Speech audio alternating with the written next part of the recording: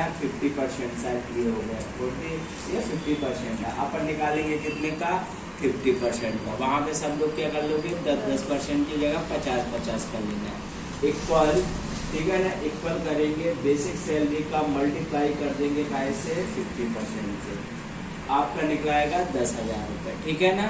फिर आपके पास आता है HRA, क्या बोलते हैं HRA जो होता है हाउस रेंट अलाउंस। ये सरकारी जॉब या अर्थशास्त्रीय जो कंपनी होती है वो आपको क्या देती है, आपको क्या बोलते हैं HRA, मतलब किराया भत्ता भी देती है। अगर आप क्या बोलते हैं महीने में, ठीक है ना, HRA का मतलब होता है हाउस रेंट अलाउंस, ठीक है ना, किराया भत्ता। हिंदी में क्या कहते हैं, किराया भत्ता। इसके लिए क्या करेंगे, इक्वल लगाएंगे बेसिक सैलरी मल्टीप्लाई, और HRA जो होता है 6% है मध्य प्रदेश सरकार का, क्या है मध्य प्रदेश सरकार 6%। फिर आता है अपने पास क्या है PF का फुल फॉर्म कौन बताएगा, सब तैयारी कर रहे हैं। प्रोविडेंट फंड, PF का जो फुल फॉर्म होता है प्रोविडेंट फंड, ये सिर्फ उन लोगों को प्राप्त होता है जो प्राइवेट या अर्थशास्त्र लगाती है। कितने परसेंट का होता है, कितने परसेंट का 12% का। कितने परसेंट का होता है 12% का। ये आ गया, ये आपकी सैलरी से क्या होगा कटेगा, ठीक है ना। 2400 रुपए आपकी सैलरी से कटेगा, लेकिन 2400 रुपए आपके क्या बोलते हैं अकाउंट में सरकार में लाएगी, अर्थात आपके क्या बोलते हैं 5,4800 रुपए ग्रॉस पे निकालते। पहले अभी बताना इक्वल ग्रॉस पे क्या होता है बेटा, आपकी जो बेसिक सैलरी होती है, अर्थात जो आपका महीने का काम होता है या बेसिक सैलरी को क्या कर देते हैं HRA, जो आपको अलग से क्या बोलते हैं सरकार या कंपनी आपको अलाउंस दे रही है या एक्स्ट्रा पैसा दे रही है, वो बेसिक सैलरी से क्या हो जाता है आपका प्लस हो जाता है। DA होगा प्लस HRA होगा, क्योंकि ये आपके अकाउंट में आएंगे और इसे कर देंगे इंटर। कहने का ये मतलब है आपकी सैलरी प्लस DA से काय से निकाला जाएगा, आपका ग्रॉस पे से निकाला जाएगा। काय से निकाला जाएगा, ग्रॉस पे से मल्टीप्लाई। ये भारत सरकार का पहले क्या होता है 8% था, अब जहां तक लगभग क्या बोलते हैं 11% हो गया है। पहले 8% था, कितना था 8%। इसे मल्टीप्लाई कर दोगे इंटर, तो 34 प्लस क्या कर दिया अपन इक्वल, मतलब 6,884 रुपए आपके हर महीने सरकार की तरफ से आपके खजाने में इकट्ठे होंगे। अब 12 महीने का, अगर 12 का मल्टीप्लाई कर रहा हूँ बेटा, ठीक है ना, 12 का मल्टीप्लाई कर रहा हूँ तो इक्वल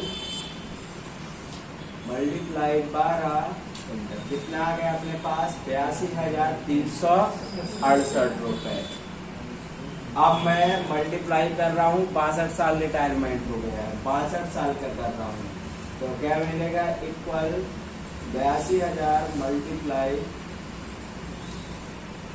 कितना 51,06,816 रुपए आपसे रिटायर में मिलेंगे जब आप रिटायर। ये जब आपकी सैलरी कितनी होगी 20,000, जब आप रिटायर होता है। अभी सामने वाले की सैलरी कितनी 31,200, तो एक साल की सैलरी मतलब 3,60,000। ये तो टैक्स भरने लायक है ही नहीं, लेकिन क्या बोलते हैं अपन इसका 5% काट देते हैं, ठीक है ना। क्या बोलते हैं, मैंने 31,000 बोला है तो क्या बोलते हैं 12 तिहाई 36, मतलब 3,60,000 सर बोले पैसा वो क्या जो आपको के लिए 31,000, फिर आपकी अलग अलग सोच होती है। मल्टीप्लाई कितना लेंगे 5%, देन कर देंगे इंटर। आ गया 1,560 रुपए आपको क्या बोलते हैं, जब आपको 31,000 ये महीने का निकाला, जबकि टैक्स आपका साल का, तो मतलब 1,560 रुपए आपको महीने के टैक्स भरना पड़ेगा, लेकिन टैक्स आपको साल में भरना पड़ता है। 15 डिडक्शन का मतलब होता है बेटा टोटल जो आपकी कटौती होगी उन्हें क्या करना है अपन को प्लस करना है। तो यहाँ पर क्या क्या कटेगा आपका PF कटेगा, GF कटेगा और इनकम टैक्स कटेगा। इन तीनों को क्या कर देना है अपन को प्लस कर देना है। लेकिन यहाँ पर कुछ चेंजेस है, PF आप कभी भी निकाल सकते हो, ठीक है ना। GPF आपके हो जाए 60 साल के बाद निकाल सकते हो, और इनकम टैक्स आपके खजाने में नहीं आएगा, ये किसका है सरकार के खजाने। आपका डिडक्शन होगा, लेकिन आप कभी भी इसे 6 महीने के अंदर निकाल सकते हैं। GPF भी आपका डिडक्शन होगा, लेकिन आप रिटायर आप बूढ़े होने के बाद इसे निकाल सकते हैं। लेकिन इनकम टैक्स ये कहाँ जाएगा सरकार के खजाने में, ये आपके अकाउंट में पैसा नहीं आएगा, ठीक है ना। तो अभी मैं इक्वल क्या बोलते हैं PF प्लस जीपीएफ प्लस और इनकम टैक्स कर देंगे एंटर। अर्थात 700 की सैलरी इतनी आती है, उसे बोला जाता है नेट पे। क्या बोला जाता है? नेट पे। इसके लिए क्या बोलते हैं, क्या करेंगे, इक्वल 31,000 को माइनस कर देंगे बेटा, कैसे करेंगे, टोटल डिडक्शन से। अब ये आपके अकाउंट में 23,808 रुपए आएंगे, चाहे आप इन्हें उड़ाओ, बचाओ या